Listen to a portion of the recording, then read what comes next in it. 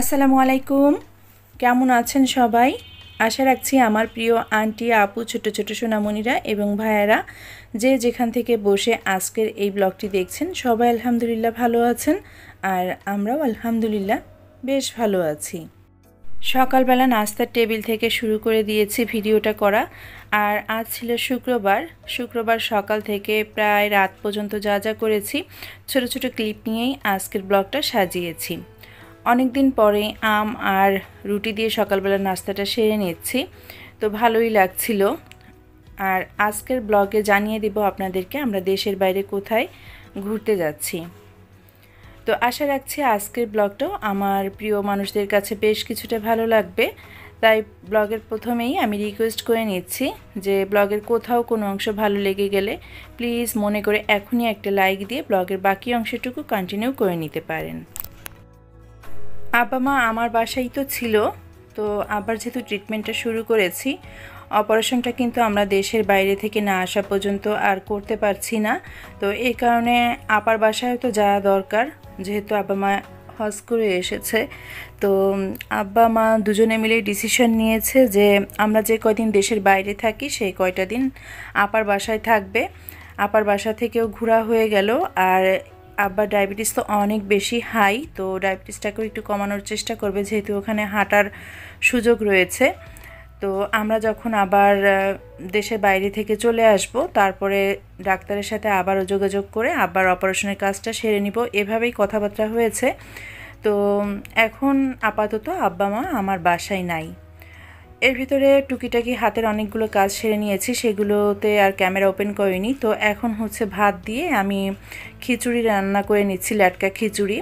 ভালো ভাতই, বাট পানি দিয়ে ধুয়ে আমি এটাকে ডাল দিয়ে খিচুড়ি রান্নার আদার্স যে মশলা, মরিচ, পেঁয়াজ থাকে, তারপরে আপনার গরম মশলা যা থাকে সব কিছু দিয়ে এই যে টক ভাত রান্না করে নিব, টক খিচুড়ি যেটাকে আমরা বলি। আমার না আজ খুব খারাপই লাগছে, শরীরটার ভিতরে না অনেক বেশি খারাপ লাগছে, ভালো লাগছে না। মনে হচ্ছে যে একটু আরাম করে থাকতে পারলে মনে হয় ভালো লাগতো। তো তরকারি রান্নার আলিশি থেকে বাঁচার জন্য, মানে তরকারি রান্না করব না, তো সেটা থেকে বাঁচার জন্য আমি এই যে টক খিচুড়িটা রান্না করে নিচ্ছি, যে ভাত ছিল। তো আমি সরিষার তেলেই ফোড়নটা দিয়ে দিব, এ কারণে পেঁয়াজ কুচি, রসুন কুচি আর 3টা শুকনো মরিচ দিয়ে সরিষার তেলে ভালো করে ভেজে নিয়ে খিচুড়িটাকে আমি বাগার দিয়ে নিচ্ছি। এভাবে কিন্তু খিচুড়িটা খেতে খুব টেস্ট হয়। যেহেতু ভাত দিয়েই খিচুড়ি রান্না করেছি, ল্যাটকা খিচুড়ি, তো এটার আপনাদের সাথে সাজিয়ে গুছিয়ে শেয়ার করছি না, আর সাথে কিছু করতেও ইচ্ছা করছিল না। মানে আজকের দিনটা হচ্ছে খুব সাদামাঠাভাবেই আপনাদের সাথে শেয়ার করছি। জানি না আসলে ব্লগটা আপনাদের কাছে কেমন লাগবে বা লাগছে, তারপরেও মনে হলো যে না, শিডিউল টাইম অনুযায়ী একটা ছোট্টখাটো ব্লগ শেয়ার করতে পারি, তো সেটা আপুদের কাছে হয়তো বা জানাও থাকতে পারে যে আমি কি করলাম আজকের দিনটা বা কোথায় যাচ্ছি, সেটা একটু জানানোর দরকার ছিল।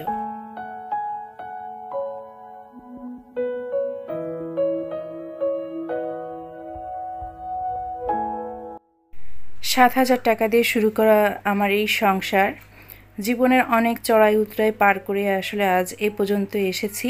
আল্লাহ তাআলা আমাদেরকে অনেক ভালো রেখেছেন, আলহামদুলিল্লাহ, শুকর আলহামদুলিল্লাহ। আমার বাচ্চা কাচ্চা হতো না, সেখানে দুইটা বাচ্চা, একটা মেয়ে একটা ছেলে। আল্লাহর কাছে শুকরিয়া আদায় করে আসলে কোনোদিন শেষ করতে পারবো না যে আল্লাহ কতটা ভালো রেখেছেন। হয়তো বা ছোটো বাসা পরিবর্তন করতে পারি না, নিত্য নতুন জিনিস কিনে আপনাদের দেখাতে পারি না, কিন্তু আল্লাহর কাছে লাখ লাখ শুকরিয়া যে 7,000 টাকা দিয়ে শুরু করা মেয়েটা আজ স্বামী সন্তান নিয়ে দেশের বাইরে ঘুরতেও যেতে পারে, বেড়াতেও যেতে পারে। সবই আল্লাহর ইচ্ছা, আসলে আল্লাহর রহমত ছাড়া আর কিছু না। তো দুপুরবেলা খাওয়া দাওয়া করে নিয়েছিলাম অফ ক্যামেরায়, এরপর একটু তরমুজ কেটে আমরা সবাই খেয়ে নিয়েছি। আর আমার নার্গিস আপা চলে এসেছে, তো নার্গিস আপাকে বললাম আপা পেঁয়াজ কেটে দেন, চিংড়ি মাছ বেছে দেন আর কচুরমুখী কেটে দেন, এটা দিয়ে রাতের বেলা তরকারি রান্না করব এক ভাগেই। বাজার করতে ইচ্ছা করছে না, বাজার করলে তো থেকে যাবে। আজ যেহেতু শুক্রবার, আমরা বাসা থেকে বের হয়ে যাব খুব তাড়াতাড়ি, তো এই কারণে বাজারও করতে ইচ্ছা করছে না, করলে থেকে যাবে। খাওয়া দাওয়ার পরে আপনাদের ভাইয়া গ্রিন টি চাচ্ছে, তাকে বেশ কয়েকবার 3বার গ্রিন টি বানিয়ে দিয়েছি। একজন আপু দেখতে চাচ্ছিলেন যে আমার বাসায় কোন গ্রিন টিটা খাওয়া হয়। এই যে এই গ্রিন টিটা খাওয়া হয়, দেখেন পাতাগুলো শুকনা শুকনা লম্বা। তো এটা সুভার বাবার সাপ্লায়াররা পাঠায়, ওরা গিফট পাঠায় মূলত। তো এটা দিয়ে দেখা যাচ্ছে যে সুভার বাবার অনেক দিন হয়ে যায়। আর আমি মূলত এই গ্রিন টিটা খাই, তবে আমার কাছে যখন এটা শেষের পথে থাকে বা বাসায় থাকে না, তখন কাজি একটা গ্রিন টি আছে K&K, ওইটারটাই আমি খাই আপু। আর এটা হচ্ছে চায়না থেকে ওর সাপ্লায়াররা পাঠায়। তো অনেক দিন আগেই কমেন্টে এসেছিল দেখাবো দেখাবো করে, আসলে মনেও থাকে না, দেখাতেও পারি না, আজ দেখিয়ে দিলাম। তো সিঙ্কে এই অল্প কিছু থালাবাটিও জমা হয়েছে। নার্গিস আপাকে বললাম যে আপা আপনি কেটে কুটে থালাবাটিগুলো ধুয়ে দিয়ে একটুখানি খিচুড়ি রয়েছে সেটা খেয়ে নিন। মূলত আপাকে দিয়ে থালাবাটিগুলো আমি ওয়াশ করাই না, তারপর বললাম না আজ মনে হচ্ছে যে শরীরটা এত বেশি ব্যথা লাগছে, কোমরটাও ব্যথা করছে, মানে খুবই খারাপ লাগছে, যার কারণে আজ বাধ্য হয়ে আপাকে বললাম যে আপা আপনি খেয়ে দেখ কেটে কুটে আমাকে থালাবাটিগুলো ওয়াশ করে দিয়ে তারপর আপনি চলে যান। তা আপা বললো যে হ্যাঁ। কিছু কাপড় ওয়াশ করে দিয়েছিল নার্গিস আপা, যেহেতু কোমর ব্যথা করছে তাই আর আয়রনের কাছেও যাচ্ছি না, এভাবেই আমি গুছিয়ে ভাঁজ করে রেখে দিচ্ছি। আর কাজটা করতে করতে আপনাদের কাছে সেই পুরাতন রিকোয়েস্টটা একটু করে নিই যে আপনি যদি আজ প্রথমবারের মতো আমার এই চ্যানেলটা ভিজিট করে থাকেন আর ব্লগের কোথাও কোনো অংশ যদি ভালো লেগে যায়, তো রিকোয়েস্ট করব প্লিজ আমার চ্যানেলটিকে সাবস্ক্রাইব করে আমাকে সাপোর্ট করতে পারেন। আপনাদের ভালোবাসা, আপনাদের এই সাপোর্ট আমাকে সাফল্যের দিকে এগিয়ে যেতে সাহায্য করে। আর সাবস্ক্রিপশনের পরে পাশে থাকা বেল আইকনের অল অপশনটি অবশ্যই সিলেক্ট করে দিতে হবে, এতে করে নোটিফিকেশনে আমার চ্যানেলের নতুন নতুন ব্লগগুলো চলে যাবে, চাইলেই আপনি যখন তখন সময় সেটা দেখে নিতে পারবেন। আজকের ব্লগে বলেছিলাম যে কোথায় যাচ্ছি সেটা শেয়ার করব, তো কাজ করতে করতে একটু বলে নেই, আমরা নেপাল যাচ্ছি। তো নেপালের কাঠমান্ডুতে থাকবো 2 দিন আর নাগারকোটে 2 দিন। নাগারকোটে 1 দিন 1 রাত, এই হচ্ছে যে 3 দিন 4 দিন থেকে আসবো আর কি দেশের বাইরে গিয়ে। আমার কোন কোন আপুরা নেপালে গিয়েছেন আমাকে প্লিজ কমেন্ট করে জানাতে পারেন আপনাদের কাছে নেপালটা কেমন লেগেছে। আমি তো এই কয়দিন ভিডিওতে দেখেছি বা কোথায় কোথায় যাব আমরা সেই সব কিছু মানে আইডিয়া আমরা পেয়ে গিয়েছি। ওখানে মনে হয় একটু হালকা শীত আছে এখন, তো সেই অনুযায়ী প্রস্তুতি নিয়েই আমাদেরকে যেতে হবে। এখনও লাগেজ কিছু গুছিয়ে পারিনি। তো আজ শনিবার, আজ ভয়েস ওভার করছি, এই ব্লগটা রিলিজের পরেই লাগেজ গুছাবো, তারপর আদার্স যে ধরনের কাগজপত্র বা যা কিছু নিতে হয় সেগুলো ইনশাল্লাহ গুছিয়ে নিব। তো হঠাৎ করে নেপাল যাওয়াটার কারণ হচ্ছে যে আপনাদের ভাইয়ার জন্যই, ও আসলে অনেকটাই মানসিকভাবে অসুস্থ থাকে। তো আমাদের তো প্রায় বছরে 1বার বা 2বার ইন্ডিয়াতে যাওয়া হয়, ইন্ডিয়া তো এখন ভিসা দিচ্ছে না, তো ভিসা না দেওয়ার কারণে কিন্তু নেপালের উপরে চাপ পড়েছে। অধিকাংশ মানুষ কিন্তু এখন ঈদের ছুটি কাটাতে বলেন বা এমনি ভ্যাকেশন কাটাতে বলেন, তারা কিন্তু নেপালেই যাচ্ছে। তো যেহেতু নেপাল পার্শ্ববর্তী কান্ট্রি আর অনারেবল ভিসা, তো এই কারণে ডিসিশন নিয়েছে যে নেপাল যেহেতু কাছাকাছি আছে তাহলে নেপালটা ঘুরে আসি। কাপড়গুলো ভাঁজ করে নিয়েছি, আপনাদের ভাইয়াকে বড় 1 মগ গ্রিন টি দিয়ে দিয়েছি। আর এদিকে আমার আপার কাজ প্রায় শেষের পথে, পেঁয়াজগুলো কেটে দিয়ে মাছ বেছে দিবে। আর আমি এখন এসেছি আরও কিছু কাজ গুছিয়ে নিতে। মূলত কি কি লাগবে, তো তার ভিতরে একটা আছে ছবি লাগবে, এটারও একটা সাইজ থাকে, তো আমি একটু চেক করে নিচ্ছি যে আসলে আমাদের সবার ছবিগুলো আছে কিনা। তো এখানে দেখলাম আমার পাসপোর্ট সাইজের ছবি আছে, বাবুদেরও কিছু কিছু আছে, আপনাদের ভাইয়ারও আছে। তো বললাম যে নতুন করে তুলে আসতে, তো আপনাদের ভাইয়া বলছে যে তোলা লাগবে না, এগুলো দিয়েই কাজ সারা যাবে। তো এইটাই আর কি। আর প্রয়োজনীয় অনেক ধরনের কাগজপত্র লাগে, বাইরে যেতে গেলে তো অবশ্যই পাসপোর্ট আপনাকে রেডি করতে হবে। আর পাসপোর্টের পরে কিন্তু আপনার এর সাথে আনুষঙ্গিক অনেক ধরনের কাগজপত্র থাকে, ন্যাশনাল আইডি কার্ডের ফটোকপি, বাচ্চাদের বার্থ সার্টিফিকেটের কপি, ট্রেড লাইসেন্সের কপি, আপনাদের ভাইয়া যেমন বিজনেস করে, তারপরে হচ্ছে ব্যাংক স্টেটমেন্ট, এরপরে আরও অনেক ধরনের নানান কাগজপত্র থাকে, বিদ্যুৎ বিলের কপি থাকে। তো সেইগুলো আস্তে আস্তে করেই জোগাড় গোছাল করে একবারে রেডি করে নিব। আর এখন আমি একটু ছাদে এসেছি, তো ছাদে এই গাছটাকে রেখে গিয়েছিলাম, গাছটা ভালো আছে। তো অনেক দিন থেকে পানি দেওয়া হয় না, আমার দারোয়ান ভাই বাড়িতে গেছে, আরেকজন দারোয়ান আছে মুরব্বি, তো উনি হচ্ছে আমার গাছগুলোতে পানি দেয় না, কিন্তু আমাদের যে সবসময় যে থাকে সে পানি দেয়। আর এই যে বাসা থেকে ওই গাছটাকে আমি এখানে নিয়ে এসে রেখেছি। আর এই দেখেন গত 10-11 দিন আগে আমি 4টা বিলাতি ধনেপাতার যে গোড়াটা সেটা এখানে পুঁতে দিয়ে গেছিলাম, সেখান থেকে পাতা বের হয়েছে আলহামদুলিল্লাহ। একজন আপু প্লাস বান্ধবী হচ্ছে ছাদের এই মুরগিগুলো দেখতে চেয়েছিলেন, তো আপনাকে উদ্দেশ্য করেই এই মুরগিগুলো দেখিয়ে দিলাম। মুরগিগুলো হচ্ছে যে বাড়িওয়ালা ভাইয়ের, ওনারা এখানে বেশ অনেকগুলোই মুরগি পালছেন, তবে ডিম হলে মাঝে মধ্যে আমাদেরকে 12টা-14টা করে ডিম খেতে দেন। আর এই যে আমার কচু গাছটা, এখান থেকে আমি নেপাল থেকে বেরিয়ে শালা যদি বাঁচিয়ে রাখে তো এখান থেকে আরও কিছু গাছ আমি রিপোর্ট করব, সেটা চিন্তা করেছি। এরপরে আমি ছাদে বেশ কিছুটা সময় একা একা থেকেছি। আর আপুরা, আপনাদের সবার কাছে আমি মাফ চেয়ে নিচ্ছি। আপনারা কেউ যদি আমার কোনো কথায় কষ্ট পেয়ে থাকেন তো প্লিজ আমাকে সবাই ক্ষমা করে দিবেন, মাফ করে দিবেন। আর এখন তো যেভাবে প্লেন ক্র্যাশ হচ্ছে, যেভাবে দুর্ঘটনাগুলো ঘটছে, সেগুলো চিন্তা করলে মনে হয় না যে আর প্লেনে উঠি। তো অনেক বেশি ভয়ও কাজ করছে। তো সবাই আমাকে ক্ষমা করে দিবেন, মাফ করে দিবেন।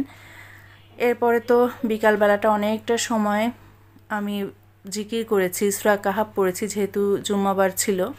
তারপরে আমি মাগরিবের আগে আগে গিয়ে এই যে তরকারিটা বসিয়ে দিয়েছি চিংড়ি মাছ দিয়ে, কচুর মুখি দিয়ে।